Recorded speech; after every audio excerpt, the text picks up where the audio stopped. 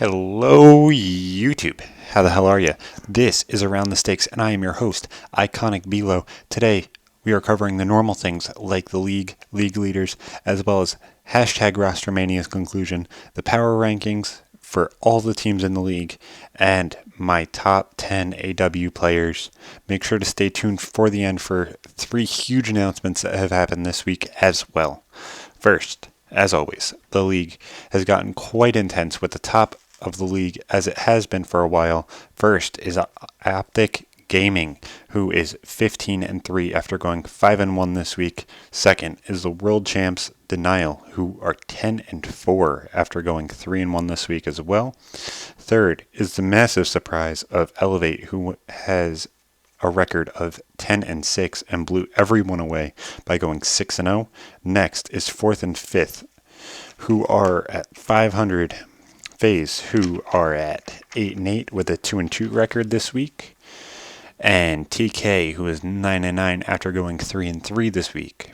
6th was Prophecy, who is 8-10 in the league after picking up the core of FaZe, which is Aches, Censor, and Apathy. And they went 3-3 this week as well.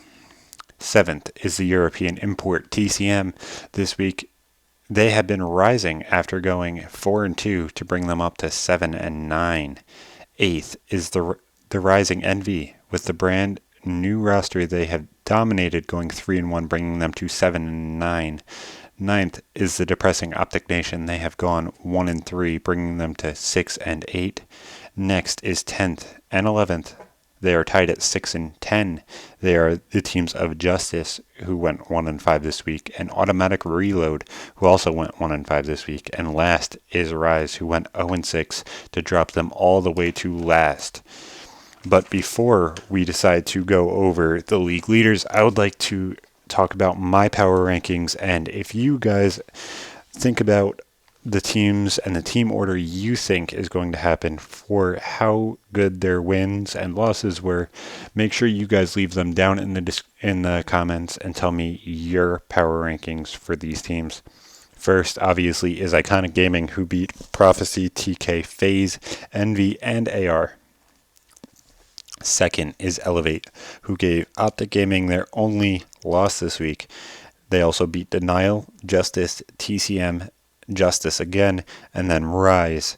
Denial had 3 really not iconic wins. Obviously, they lost to Elevate, so that's what dropped them down to 3rd. They beat Rise twice and Justice once. Now, Envy, I feel, jumps up to the 4th slot after beating TK, Rise, and FaZe. And obviously, TK is next at number 5. They beat TCM, ON, and Justice. Number 6 is FaZe, who only beat AR and Prophecy this week. TCM, who beat AR, Rise, TK, and ON. The only reason that they are lower than FaZe and TK is the only notable team that they really beat was TK, obviously. So I felt like TK's split in between TCM and TK kind of evened it out. And Rise and AR don't measure up to Justice, I feel, especially with their new roster coming out. Next is Prophecy, who beat AR, Justice, and ON. Justice beat Prophecy. ON is number 10, and they beat AR. AR is number 11, and they beat Rise, and Rise is number 12. Now, let's break down the league leaders this week for all of the league. First is Octane at a 1.36 as he's been leading the entire season, but now he has competition with Elevate's Temp at a 1.32. Number 3, the strong AR of Formal is at a 1.24. The strong AR of Happy is at a 1.2. Number 5 is Scump at a 1.7. Number 6 is Huke at a 1.15. Number 7 is Saints at a 1.11. Number 8 is Slacked at a 1.11. Number 9 is Crim6 at a 1.09. Number 10 is Huddle, who actually now is a fill-in for Optic Nation, is at a 1.08. Number 11 is Anticity at a 1.08.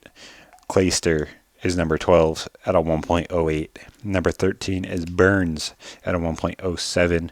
Number 14 is Mochilla at a 1.07. And number 15 is Zuma at a 1.06. Now, I would like to go over my top 10 players for Call of Duty Advanced Warfare right now and describe to you guys why I think they deserve to be in the top 10 and placed exactly where they are.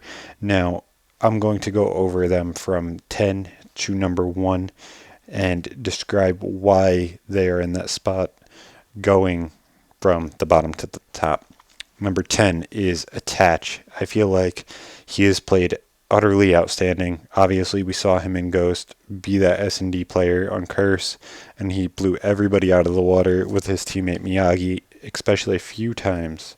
If you guys go back and watch the VODs, you guys will be surprised with how good Attach actually was in Call of Duty Ghost. But he stepped it up quite a bit. A lot of people said that he was number 2 for the MVP at COD Champs. I definitely feel like he definitely could have gotten some votes as well, but I feel like he's definitely number 10. I feel like there are some SMG slayers that are doing his job better than him, but ever since he's gotten that confidence from COD Champs, his KD has stepped up, and he has stepped up as well, so I'm really happy to see that, and I'm really happy to see him actually succeeding on a good team. Number 9 is Burns. Obviously, I'm going to get a lot of flack for putting Burns in a top 10 list, but after Call of Duty Ghost, a lot of people gave him flack and said he was not the greatest player, but even MLG and people like that are ranking him as one of the better hardpoint players with a KD of 1.07 overall. He is really kind of dominating the competition, especially for that player who is splitting not only the objective, but he is slaying out as well. So you have to really think about it. He is in the top 15 in slayers, and he is also probably within the top 15 in objective play as well.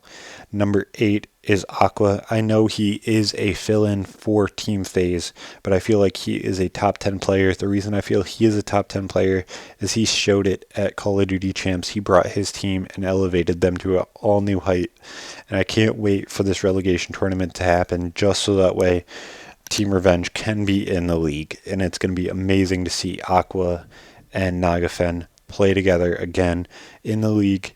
His stats will be ridiculous. Look out for him to be around that scump level at a 1.17 to a 1.25, just being that in-your-face slayer kind of type, just like Attach.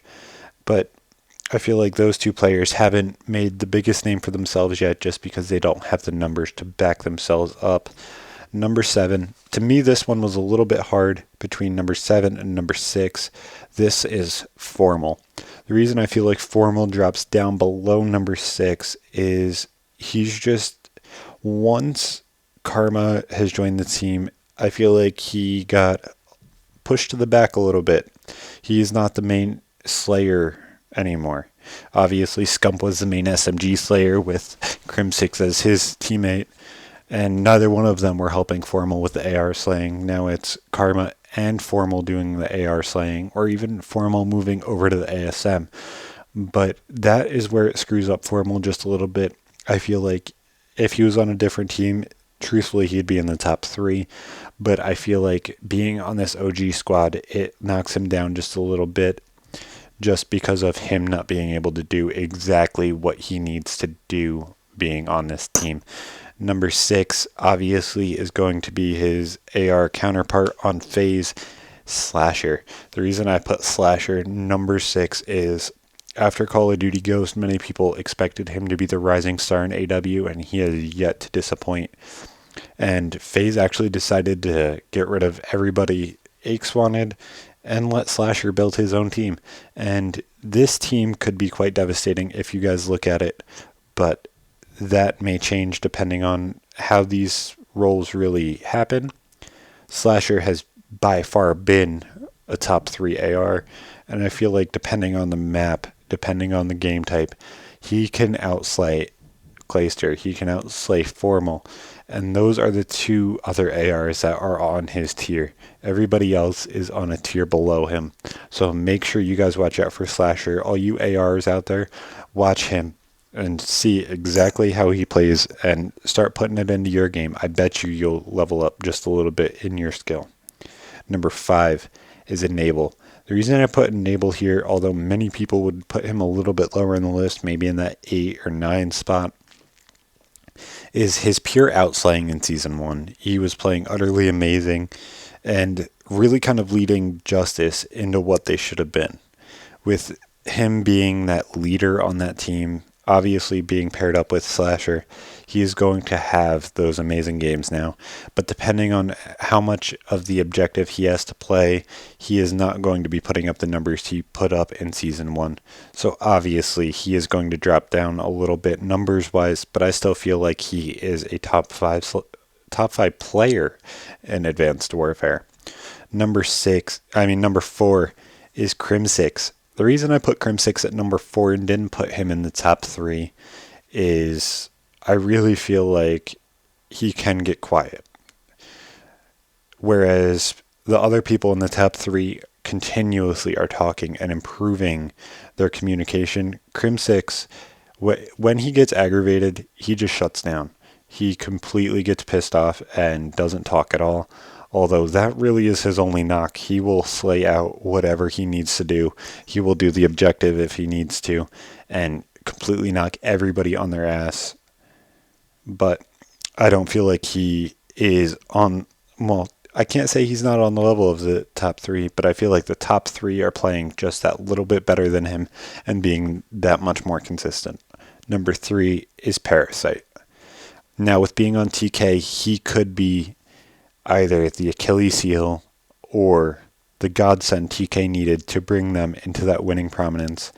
But obviously, you have to look at the bad. He's a huge drama bringer and can really kill a team or an organization. If you look at teams and organizations like Curse or Impact, he has grown up quite a bit, and anything that this TK squad needs him to do, be an AR, be an SMG, be an objective player, be a support player, he can do every single one of them.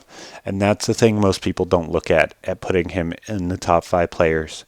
His skill is unmatched in this game as far as versatility. There's not a single player, other than possibly Slasher, who does it just a little bit worse, that can grab any gun out of the armory, use it, and dominate the entire other team with it. I feel like Parasite will come back into the top 15 in Slayers by the end of the season. The reason I say that is he's no longer that objective player, and he is going to outslay the hell out of quite a few of these teams. Number 2 is Clayster, the now MVP of the World Championship. This player has utterly made a full 180. In Black Ops 2, he was by far the best AR. In Call of Duty Ghost, obviously the AR wasn't used very much in respawns other than domination, but not many people used it. So obviously going into Advanced Warfare where the ARs are completely dominant, Clayster is going to step up. And after seeing his stats for Call of Duty Champs and the regionals, he has been playing out of his mind. Make sure you guys keep an eye on him. I know every single person that listens to this podcast has been watching Clayster play and been utterly amazed by it. Obviously, we all knew he could play this good, but it's been amazing. So make sure you guys keep an eye out for him. And I'm sure this comes as no surprise. Number 1 is Optic Scumper. He's been playing utterly amazing and utterly consistent. So obviously he's going to be number 1 and it's been blowing everybody slaying out of the water. So make sure you guys, if you guys aren't subscribed to him, go subscribe to Optic Scumper. He's been playing out of his mind and dominating everybody in the SMG slaying department. And truthfully, many people will give me flack for not putting Karma in the top 10, top 5, but I don't feel like he's been measuring up to other SMG slayers that are in the list, and I feel like there's more all-around players in the list as it stands right now. Now, I would like to go over every single team and what I feel they either have done or haven't done right with these roster changes. But first, this week we got some amazing news for the trade of Merc and Study to Justice for Lawless and Methods. If you break this down, obviously Lawless and Merc at a very, very similar KD. Obviously, Merc is going to be playing that AR Slayer type on this team instead of an objective player, so that's going to be a little bit different. And Study was playing really quite well on Prophecy as well. First up, Optic Gaming, Scump, Crim, Karma, and Formal. Most people will say that there's no objective player on this team, but the other teams can't play the objective if they're dead, obviously. But can two of these players consistently slay out? Obviously, they are going to have their games where every single person drops a 30 kill game or a 40 kill game. We even saw this when Nadeshot was the fourth on this team.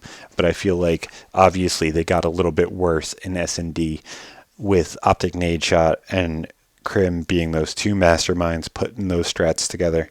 They did get a little bit worse in S&D, but I do feel like they step it up in Respawn. Obviously, they didn't have much to improve on in Respawn, but with the addition of Karma, there's going to be no outslaying them in Hardpoint at all. They're going to be winning 250s to like 50s, even against the better teams.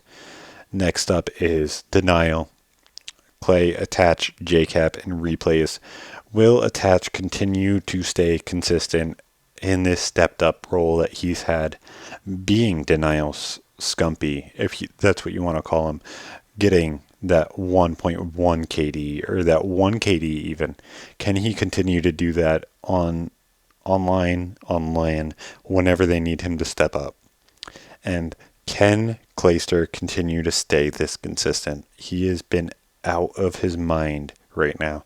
He's been, I think, averaging a 1.15 KD over the league and the last two lands being regionals and champs. He's been playing insane. So make sure you guys keep your eye on him. If he can stay consistent, Denial is Optic Gaming's major challenge. And I feel like if Clay can stay consistent, they will outwin Optic Gaming on the respawns and most likely search. So they could win 2, 3, and 4 and knock them out of any tournament. Number 3 is Elevate. Personally, I even had to look up this team's lineup just because I'm not able to tune into streams. But TJ Halley, Slacked, Temp, and Classic.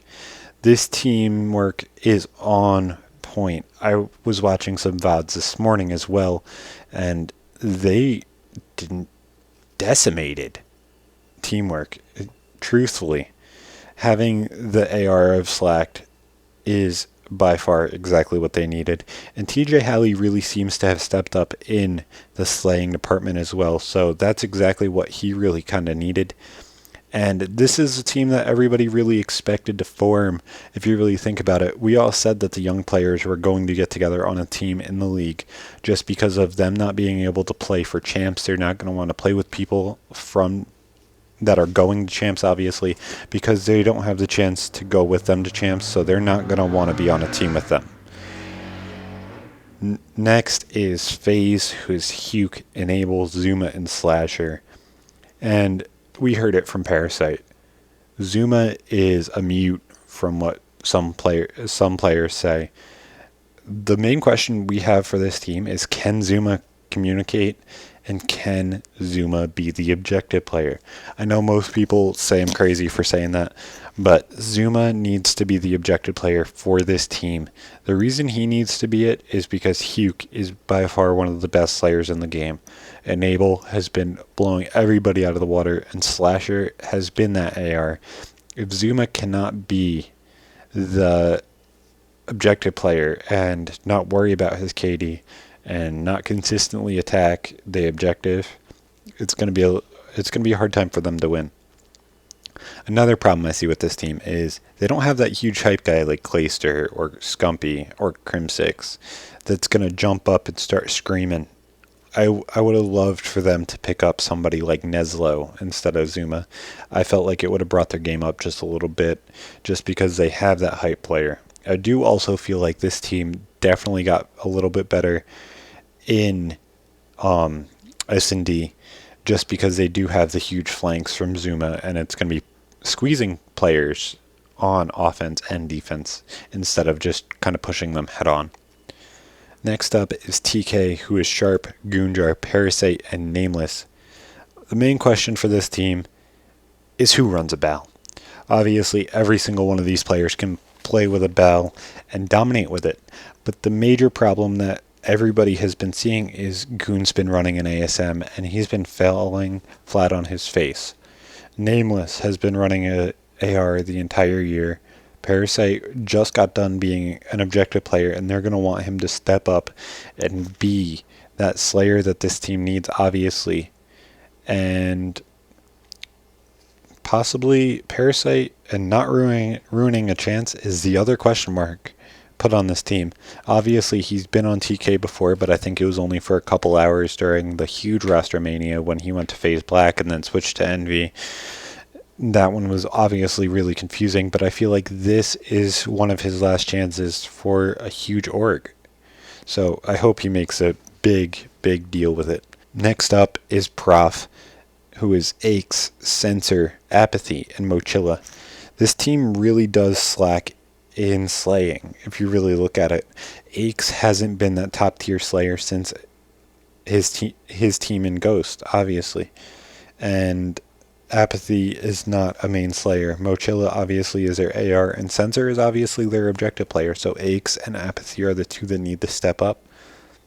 Those are obviously the two that need to do it. And my question is, can Aches stand in and continue playing and play aggressively? He hasn't been that overly aggressive player. He's been that nagging player to hold down a side of the map. Obviously, in Ghost, you watched him. He would stay perched top red 3 and just knock everybody down on Freight. Where is that? Why isn't he playing aggressive, and why isn't he killing people? Obviously, with him having a negative KD in the league last season and this season, it's been really kind of devastating for his ego, probably. Next up is TCM, who is Jerd, Shane, Gunchi, and Moose. Jerd has been slacking and finally started to catch fire, so obviously he was one of the biggest question marks, but the last question mark that this team has is they need to get the game types down. Once they get the game types down, this will be a dominating team. Obviously, Jerd is one of the best slayers in the game. If you look at the EU, or if you go back to Black Ops 2 or Ghost, Jerd was one of the players Benson and Puckett constantly talked about being one of the best from the EU. So make sure you guys keep your eye out on him if you guys don't know a lot about him. Envy, who is Teep, Saints, Proof, and Looney. My main question is, can Teep be the captain? He complained about being the captain on Optic Nation, but this is his team. Obviously, this team was essentially given to Saints. Saints brought in Teep. Obviously, Teep was the one who I felt put this team together, with him bringing back Proofy and rejoining Saints, obviously. And my question is, can Proof measure up as an AR? Obviously, he was slacking quite a bit on Optic Nation when he was with them. So we need to watch and pay attention to how good Proof is actually going to play on this team, and how much of an how much pressure is he going to be putting on these players. ON is Bose, Killa, Miracles, and Ricky. They need a Slayer to step up. Come on, this team obviously is what Bose wants, but I feel like they're going to need to get rid of Killa. He is not stepping up. He's trying to be the Slayer of this team, and he has a 1 point KD. He has around a 1 KD, but this teamwork does not equal winning because they're not able to outslay the other players. We heard Mr. X and Benson talk about it today. Slaying is what is going to win you a first-person shooter. If you cannot shoot somebody, if you cannot kill them before they kill you, you are not going to win a game in a first-person shooter, when killing is the main part of the objective. Next up is Justice, who is Merc, Study, TCM, and Octane. Can Octane stay consistent? This is one of the biggest things for this team. If Octane can stay at that 1.3, 1.4 KD online and on LAN, this team will be devastating. And truthfully, if Octane stays that way through the entire league, expect him to be on Prof, TK, FaZe, Denial, or Optic Gaming at the end of this season. I do not see him staying on this team if he plays this good unless Big Snacks gives him a huge, amazing team. That is the only way I can see him staying on this team if he is that good of a player. Next is obviously, can Merc be this AR leader he wants to be? He was the AR leader of Optic Gaming back in the day, but can that work now with him playing objective for almost 2 games now? AR is Spacely, Burns, Anticity, and Happy.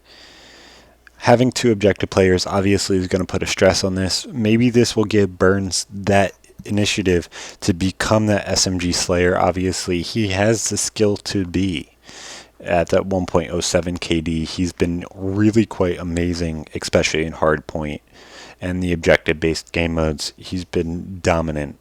So maybe this will be his chance to bring up that KD to around a scump range. It'll be really crazy to watch.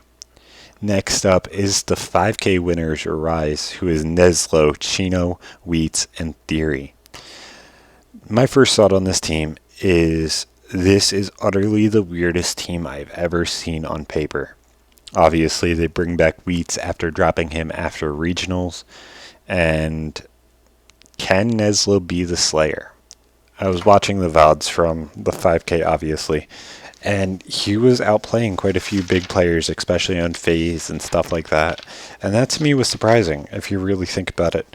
Neslo isn't known as that Slayer, so obviously him putting his mind to it and playing out of his mind in a 5K could bring that fire back underneath of him. Okay, let's break down some of these announcements that are coming out as of right now. We all know the biggest one, which is Black Ops 3.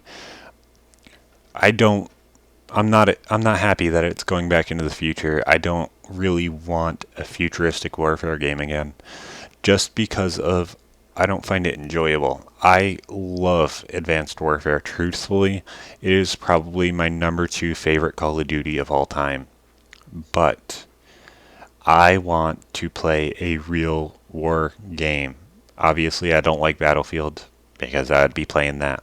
I like the competitiveness of Call of Duty. I miss games like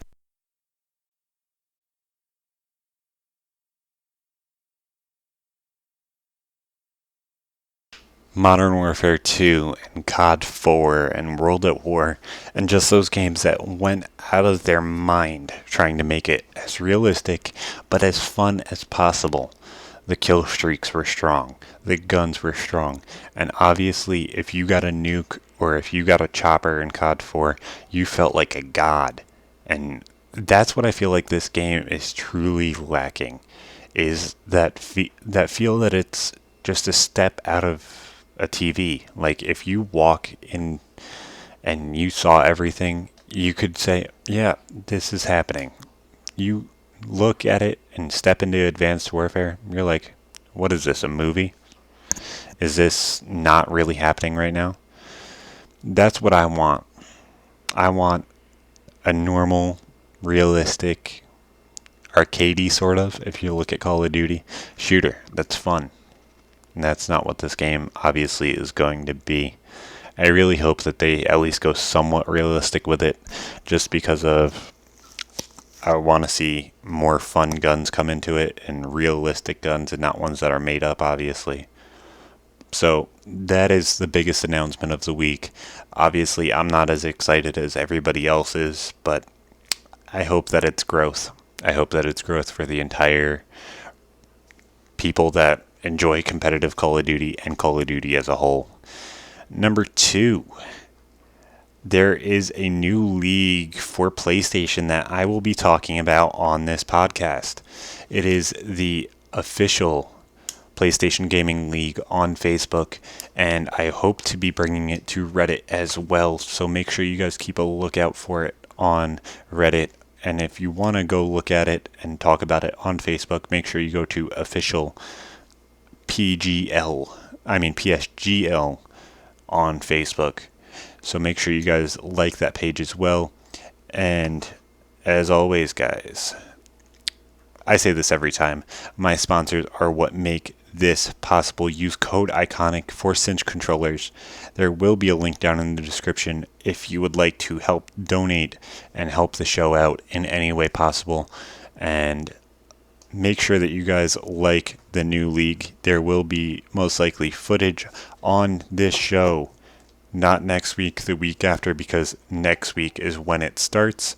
And I will be trying my best to put stats and league standings on this show for the official PSGL. So make sure you guys tell me if you guys want to hear that as well, and put all of your questions and wants for either the league, this show, or anything in between down in the comments. And as always, guys, this has been your boy IconicBelow. Peace out.